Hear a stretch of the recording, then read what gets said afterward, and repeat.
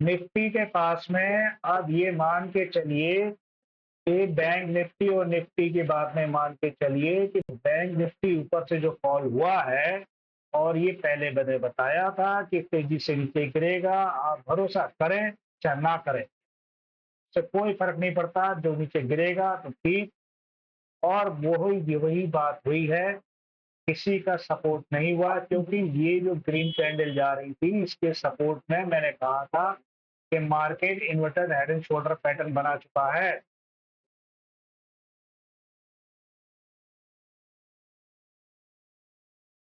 मैंने पहले ही बोला था inverted head and shoulder pattern बना चुका है, और ये देखो वही हुई।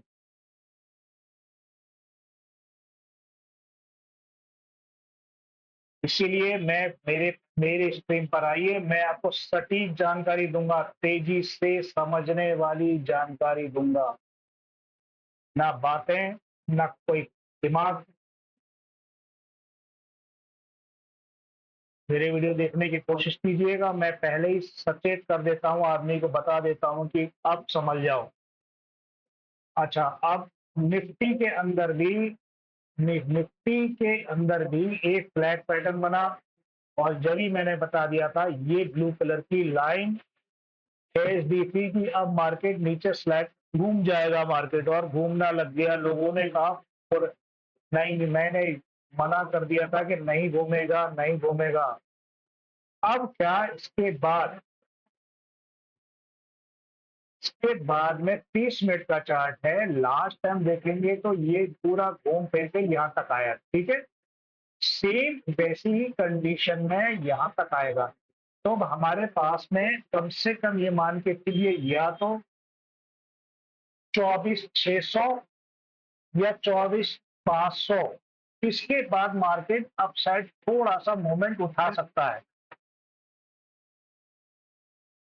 यहां से मार्केट उठा सकता है। सेम यही बाई, क्योंकि पिछले कैंडलों को आप देखेंगे ये घूम फिर के पूरा नीचे की तरफ आया था, और यहीं से इसने सपोर्ट लिया था तेजी से। तो ये सपोर्ट हो सकता है कि यहां से सपोर्ट लेकर फिर एक अपसाइड मूवमेंट उठा ले, इसे अपसाइड मूवमेंट ले सकता है। अगर नहीं उठा पाया और तेजी से 400 मूविंग एवरेज को ब्रेक कर दिया, पूरा अगर ब्रेक कर देता है,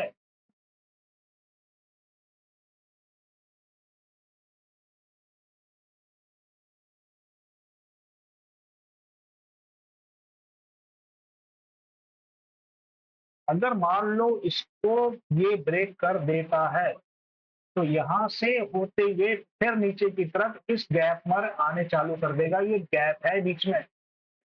अब हम इसकी बात करें, ये अगर सपोर्ट लेकर ऊपर नहीं जाता, 200 मूविंग एवरेज बहुत ऊपर है इसकी, बहुत ऊपर है, तो इसीलिए हम ये मानते हैं कि ये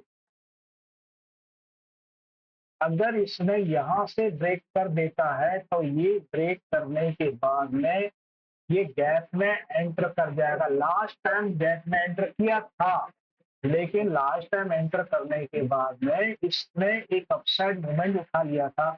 अब देखना पड़ेगा क्या ये अपसाइड मूवमेंट उठेगा या नहीं उठेगा।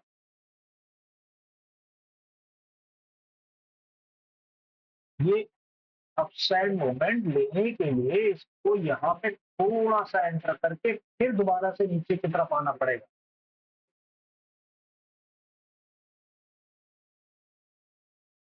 आरएसआई की मूवमेंट की आर आरएसआई मूवमेंट की लाइन को देख रहे होंगे। आरएसआई मूवमेंट में 3:15 बजने जाला है, आरएसआई मूवमेंट एक अपसाइड मूवमेंट नहीं निकल पा रही है, और यहाँ से नीचे की तरफ जाने के बाद खुल गया अगर मार्केट 100 पॉइंट अगर नीचे खुल गया, यदि मूवमेंट खींचने के चक्कर में है, ये आखिरी मूवमेंट में 15 से 20 मिनट के अंदर में मूवमेंट को खींचने के चक्कर में है, 54,900 तक खींच दिया है, तो 400 पॉइंट उठा लिया है इसने अपने आप को, 300 पॉइंट उठाया है इसको। कैंडल देखिए कितनी बड़ी आ रही, सोच रही है। और ये धोखा है, कल को यहाँ तक पहुँचने का, पलट के नीचे आएगी।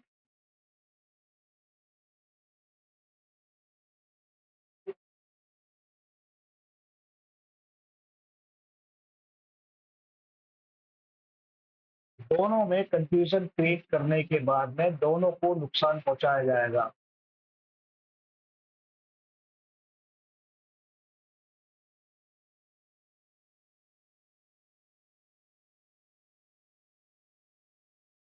इस तरह से हम समझते हैं कि कॉल निश्चित है, थोड़ा-सा मूवमेंट हो रहेगा, 2 पा 24,500 के बाद में, 100 150 पॉइंट के बाद में अप मूवमेंट लेगी। यही यही 54,500, 54,500 अगर आता है, 54,500 ब्रेक नहीं हुआ, तो ऊपर, नहीं तो नीचे। फिर नीचे आपको 54,000 पकड़ने में टाइम भी नहीं लगेगा, इसलिए ध्यान देना बहुत ज़रूरी है।